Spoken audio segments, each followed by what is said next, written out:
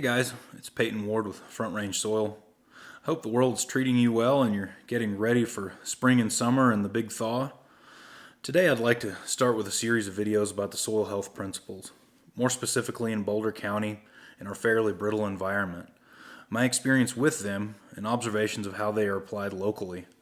Unfortunately, a lot of this will be theoretical as it's February and we are covered in snow. So these are the 6 principles of soil health. This graphic is from Gabe Brown and Ray Archuleta's company, and today we're going to focus in on armor your soil, which is number 3 on this chart.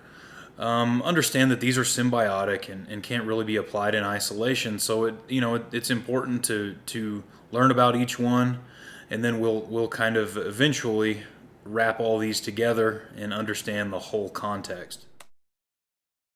In Boulder County, there's basically 3 different kinds of cropland. You've got your pasture, irrigated crop, and organic vegetable. Mostly all of these are irrigated in some form or another. And with your pasture, some guys are doing some pretty heavy rotation and have good water, and they've got pretty good armor on their soil. Your irrigated crop guys are lacking in this endeavor.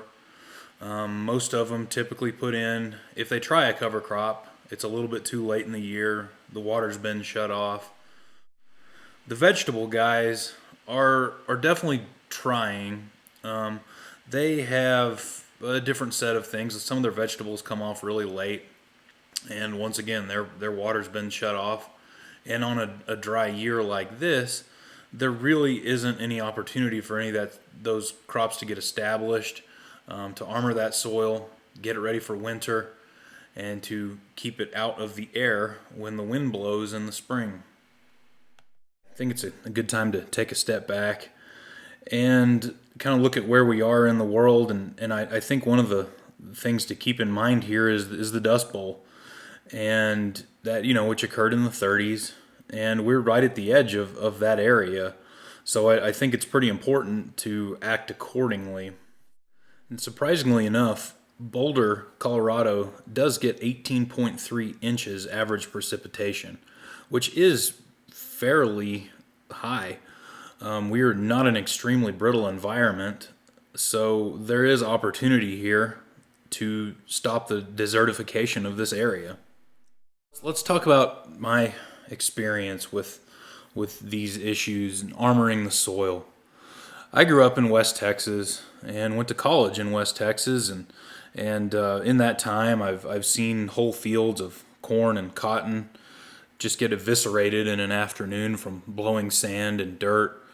I can remember vividly walking out of class in college and at 2 p.m. or whatever, and the sun basically being down due to the amount of dirt in the sky.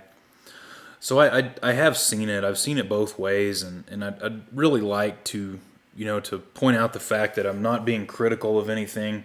I think it's just something that we can do better with, and it's one of the reasons that I wanted to start this channel.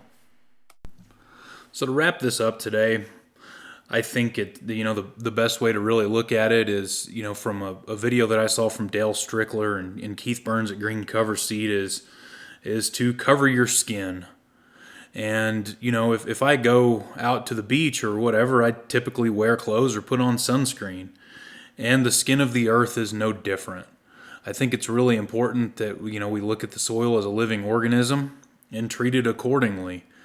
That it's a harsh environment in most places, and you're gonna want to cover up and keep that soil healthy.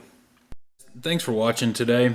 I don't aim to be too preachy or too critical or anything, but please like and subscribe these videos. I want to keep making them. I do feel really passionate about these subjects, and have a great day, everybody. Thanks.